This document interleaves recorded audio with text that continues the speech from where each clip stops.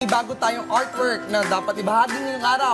At ito ang wire art. Isa itong uri ng visual art na gumagamit ng mga piraso ng alambre o wire upang lumikha ng iba't ibang anyo, hugis at disenyo. At pagdating sa mga ganitong artwork, expert na dyan ang wire artist na si John Infante. Nakasama natin live dito sa studio. Good morning! Good morning! Welcome dito sa Rise and Shine Pilipinas. Paano ka nagsimula dito sa wire art? Saan mo nakuha yung ideya mo para gawin yung paggawa ng sculptures out of alambre o wire? Nung bata po ako, gumagawa na po ako ng art dati using other materials like clay, paper, and other stuff. Pero napansin ko, lagi po siyang nasisira. So, I wanna do experiments so na hindi po siya masisira. Okay. And na-discover ko po na atibay pala ng alambre and aluminum. So, yun po yung ginamit ko. Ayun, kasi ako nung bata ako, Audrey, pag nakita ko yung alambre, binibenta ko sa junk shop. And, Oh, may presyo yun, tinitimbang yun, di ba? Oh, pero pakita nga po ulit natin yung artwork ni John. Pakita nga natin. ang galing kasi. Oh, galing eh. Ano itong mga materials na ginamit mo at anong tools yung kasangkapan mo para mabuo yung mga yan? That is made out of aluminum, and yung tools ko lang po is pang-cut is yung cutter. Okay. And most of the time talagang kamay po, lahat. Grabe, ang hirap kaya nun kasi kailangan mo taga-korte ng Oh, maayos. gaano kaya katagal para makagawa ka na isang...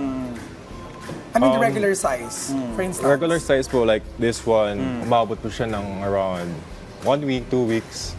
Pag wala po akong pag hindi po ako natutulog, ganun po. Bakit Kaya- naman? So yun ang yung Opo. coping mechanism. Para Ano mang klaseng designs usually yung ginagawa mo? ngayon po, tinatapos ko po yung Filipino team na sculptures po. Filipino theme. Ayan, parang yung nasa monitor natin ngayon. Opo. no? Ang galing naman. Okay, pero maliliit lang to. Kaya pa to nung kunyari life size talaga. Oh yes, any size po kaya naman po siya. Opo. Try natin yung sa Pasig, ganong kalaki. Pwede ba? Malaki nun. Baka taon. Meron ka bang paboritong artwork na nagawa mo na?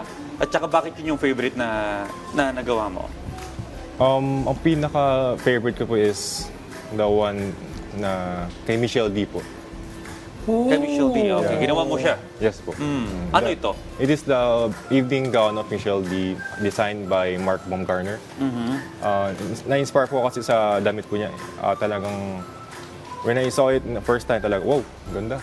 And then, parang nagmamatch din siya sa ginagawa ko pa na Filipino team. So why not let's try na gawin po yun.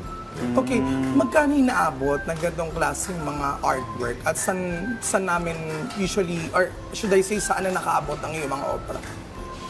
All over the Philippines na din po yung artwork ko po, and Wow. yeah. Usually may price, magkano kayo? The price depends po sa size and the type. Siguro mga gato pong size is around 20 to 20,000 and above.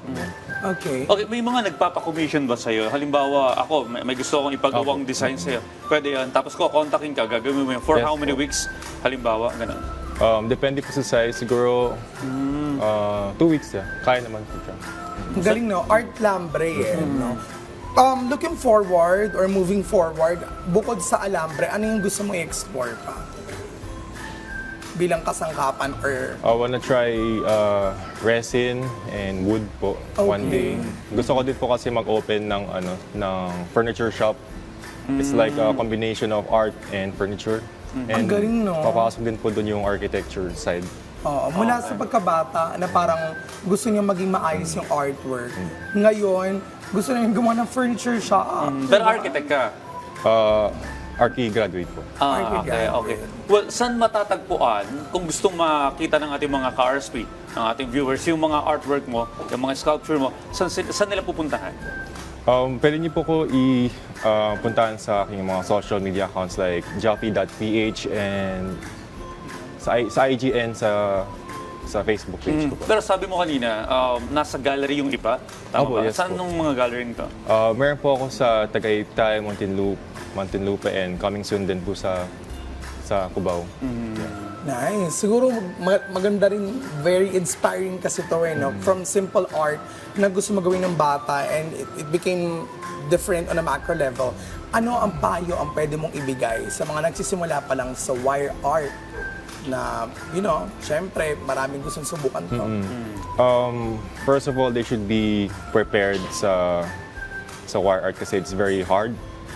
Sometimes they think na madali lang, pero no, hindi lang po siya hard, pero it's also painful sa hands. So, if you wanna try it, use gloves first para Okay. hindi po kayo ma-injure. Well, hopefully, no, yung mga artwork ni, ay ma-recognize internationally. Internationally, Oo, kasi oo. ang ganda nito eh. Kung makikita natin yung mga obra niya, lalo na yung mga design niya, merong kulturang Pinoy. Oo. Yes. Ayan, kita niyo naman yan, Ang galing, oh. Imagine, paano na maintain yan? Ano yan? Once na galawin ng isang tao yan, galawin bigla, masisira agad yung korte niyan? Or kamusta yung pagka-built niya, talagang very fixed siya? Nasa middle po siya. Medyo flexible po siya na nandun. Matibay naman din po siya. Ang kagandahan po niya is if ever masagi po siya or nahulog, nagkaroon siya ng konting damage, pwede niyo pong balik ulit before going back to its Alam mo, original pwede size. rin siya sa painting tapos gawing 3D yung approach. Oo. Yes po, yeah. Nagawa mo na yung ganon. Once po, yeah. Ay, ayun. Marami bang artist na kagaya mo na gumagawa ng ganito sa Pilipinas? Yes po, marami din. So may group There are so many talented artists here in the Philippines po na gumagawa po ng mga wire sculptures din po. Okay, mga ka-RSP, supportahan po natin ang mga ganitong klase ng obra. Maraming salamat sa pagbabahagi ng iyong art at storya sa amin, John Infante. Thank you po. Thank you, John. Thank you po.